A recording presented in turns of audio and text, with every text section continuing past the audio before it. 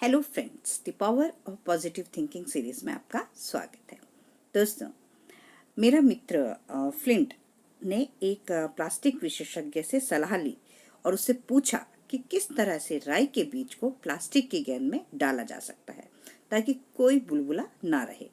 तो विशेषज्ञ ने कहा कि ऐसा इस कारण नहीं किया जा सकता क्योंकि यह आज तक कभी नहीं किया गया है।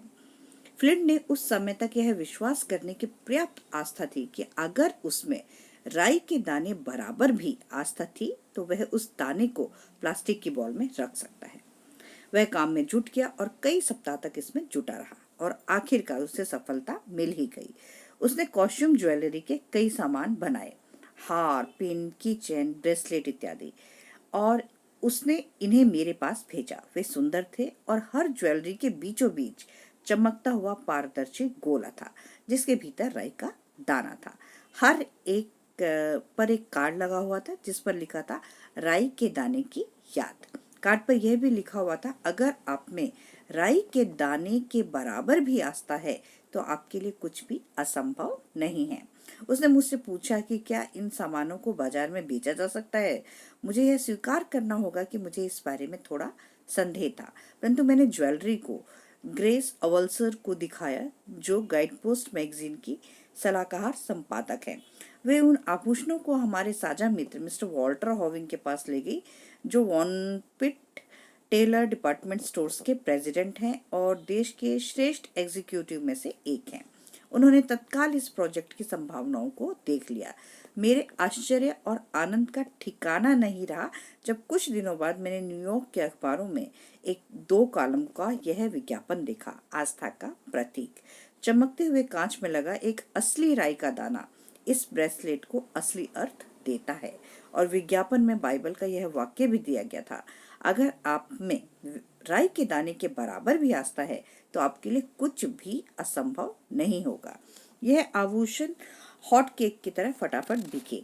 आज पूरे देश में सैकड़ों बड़े बड़े डिपार्टमेंट स्टोर और दुकानें इन्हें बेच रहे हैं और उनके पास स्टॉक आते ही खत्म हो जाता है। आज मिस्टर और मिसेस फ्लिंट की एक मध्य पश्चिमी शहर में एक बड़ी फैक्ट्री है जहां राई के दाने की याद दिलाने वाली ज्वेलरी बनती है।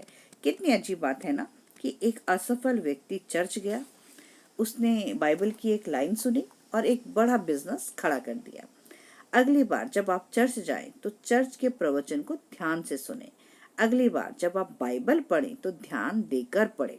शायद आपको भी वहां कोई ऐसा विचार मिल जाए जो न सिर्फ आपका जीवन बदल दे बल्कि आपके बिजनेस को भी चमका दे। इस प्रकरण में आस्था ने एक प्रोडक्ट को बनाने और इसका वितरण करने की एक बिजनेस की रचना कर दी जिससे लाखों लोगों की मदद की। यह इतना लोकप्रिय और प्रभावी था कि दूसरों ने इसकी नकल की, परंतु फ्लिंट की राई के दाने की यादगार मौलिक है। इस छोटी सी युक्ति ने जो जिंदगियां बदली हैं उसकी कहानी इस पीढ़ी की सबसे रोमांचक आध्यात्मिक कहानियों में से एक है। परंतु मॉरिस और मैरी एलिस फ्लिंट पर जो प्रभाव पड़ा, जिस तरह उनकी जिंदगियां बदल गई, जिस तरह उनके चरित्र का पुनर्निर्माण हुआ, जिस तरह उनके व्यक्तित्व मुक्त हुए, यह आस्था की शक्ति का एक रोमांचक उदाहरण है। अब वे बिल्कुल नकारात्मक नहीं हैं, अब वे सकारात्मक हैं। वे अब बिल्कुल पराजित नहीं हैं। यह आस्था की शक्ति का एक रोमांचक अनुभव उदाहरण है। अब वे बिल्कुल नकारात्मक नहीं हैं, अब वे सकारात्मक हैं।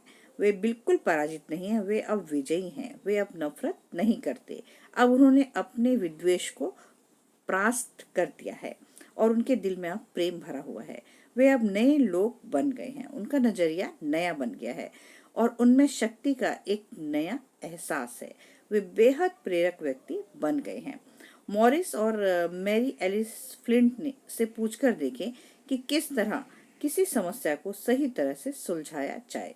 वे आपको बताएंगे। आस्था रखें, सचमुच आस्था रखें और मेरा यकीन करें कि वे जानते हैं।